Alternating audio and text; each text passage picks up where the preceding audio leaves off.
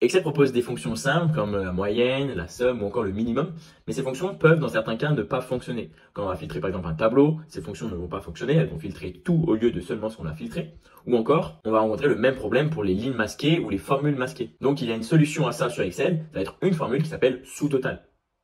Sous-total va nous permettre d'utiliser 11 fonctions différentes. Ces 11 fonctions sont en fait groupées et utilisées sur une seule fonction qui est sous-total. On va directement voir un cas concret sur mon écran. Voici les données qu'on va utiliser. Vous pouvez retrouver cet Excel en description si vous voulez suivre la vidéo en travaillant directement avec moi. La première étape consiste à tout simplement utiliser la fonction somme, juste ici, sur par exemple les revenus. Donc on va venir sélectionner les revenus, CTRL SHIFT flèche du bas.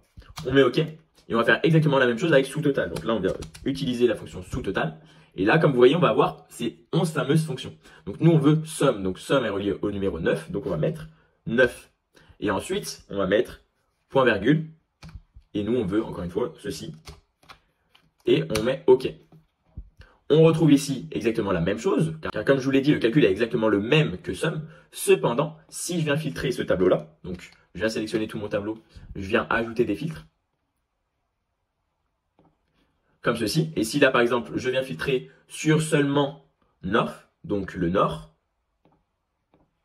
et que je mets OK, vous voyez que ici, somme n'a pas bougé, car il va compter encore toutes les données, alors que ici, ça a bien été modifié et ça vient seulement semer les valeurs filtrées. Donc voici le cas le plus concret, pour que vous compreniez un peu mieux ce que je vous ai dit en introduction. Mais bien sûr, on va avoir beaucoup d'autres cas, vous allez voir sur les autres exemples. Sur cette deuxième onglet, on va faire exactement la même chose, mais cette fois-ci avec nombre, et on va modifier quelque chose. Au lieu de venir filtrer les valeurs, on va utiliser un tableau. Parce que vous vous dites peut-être qu'avec un tableau, on n'a pas ce problème-là. Donc, dans un premier temps, on va venir sélectionner notre tableau, et on va tout simplement le mettre sous forme de tableau. Par exemple, celui-ci.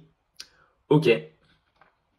Donc là, maintenant que c'est sous forme de tableau, on va faire exactement comme tout à l'heure. On vient utiliser la fonction, cette fois-ci, NB au lieu de somme. Donc le nombre, ça va venir compter le nombre de cette colonne. Je mets OK. Et ici, le sous-total. Donc, comme tout à l'heure. Sauf que la dernière fois, on a utilisé 9. Nous, ici, on va utiliser le nombre 2, NB. Donc on va utiliser 2, point virgule, et on vient sélectionner encore notre valeur. On ferme et on met OK. Donc pour l'instant, les deux sont à 25, ce qui est logique. Et encore une fois, si je viens filtrer cette fois-ci, par exemple, sur Est, on met OK. Et là, vous voyez que ça reste 25, alors que sous-total, ça passe à 6. Donc, mettre sous forme de tableau, ça ne modifie pas. Et vous voyez qu'on peut utiliser d'autres fonctions que somme. Par exemple, le nombre. On peut ici utiliser, par exemple, la moyenne. Si on veut utiliser cette fois-ci la moyenne. Au lieu de 2, on va tout simplement mettre 1, juste ici. Et on met OK. Ici, on va avoir la moyenne. Alors que ici, si on modifie ceci par la moyenne, on met OK. Et vous voyez qu'on n'a pas du tout les mêmes résultats. Parce que là, on va avoir la moyenne pour tous les revenus et pas sur ce qui est filtré. Si vous avez l'œil, vous avez peut-être remarqué qu'il y avait d'autres chiffres, qu'il y avait des chiffres qui dépassaient 100. On reviendra sur ces valeurs-là, vous allez voir, c'est aussi très intéressant. Et en fait, cette fonction-là, sous-total, vous allez voir qu'elle est utilisée directement dans le tableau.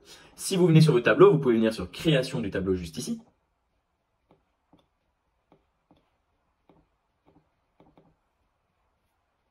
Et ici, vous allez pouvoir cocher ligne totale. Et là, vous voyez qu'on a une nouvelle fonction qui vient d'être créée juste ici. Vous voyez que c'est en fait sous-total qui est utilisé.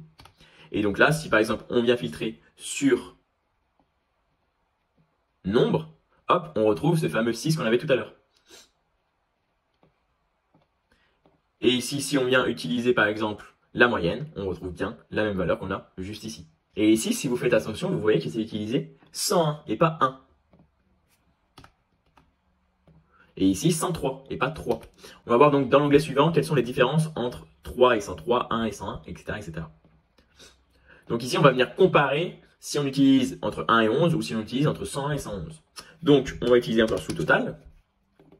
On va utiliser la somme, donc 9. Et par exemple, on veut utiliser les revenus. Hop. On met OK. On va faire exactement la même chose juste ici. Sauf que cette fois-ci, on va utiliser 109. On met point virgule et on vient sélectionner exactement la même plage. On met OK. Donc pour l'instant, on voit aucune différence entre ces deux valeurs. La différence va apparaître quand on va venir masquer certaines valeurs. Par exemple, ici, on vient les masquer. Et là, vous voyez que ceci se met à jour et ceci ne se met pas à jour. Donc entre 1 et 11, ça va être utile quand on va seulement filtrer des valeurs. Alors qu'entre 100 et 111, si on masque des valeurs, ça va donc venir sommer seulement sur les valeurs qui restent. Donc ça va dépendre de votre préférence. Si vous voulez quand même masquer des valeurs mais garder le calcul, vous allez utiliser plutôt entre 1 et 11. Si au contraire, ce qui est masqué, vous voulez pas le prendre en compte dans votre calcul, cette fois-ci, vous allez utiliser entre 101 et 111. Maintenant, sur cet exemple-là, je vais vous montrer comment grouper, par exemple, par région. C'est-à-dire, on veut la somme de la région Est, ici, on va vouloir la somme de la région Nord, etc., etc. Alors oui, vous vous dites, on peut utiliser un tableau croisé dynamique. Oui, c'est possible, mais ça va être un peu plus long. Il y a une méthode plus rapide. On a juste ici à venir dans Données, puis sur Sous-total. Donc ici, on va venir donc grouper par région. Vous voyez que vous avez différents choix par région. On veut bien une somme, et nous, on veut pas l'unité, mais on veut le revenu. Et on met OK.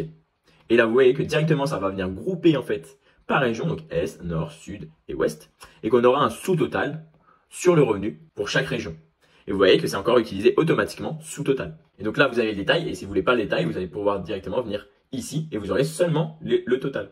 Et si vous voulez seulement le total général, vous avez le total général, les sous-totaux, et enfin, le détail. Donc comme vous l'avez compris, ne pas utiliser sous-total va pouvoir créer différentes erreurs dans vos fichiers sans que vous vous en rendez vraiment compte.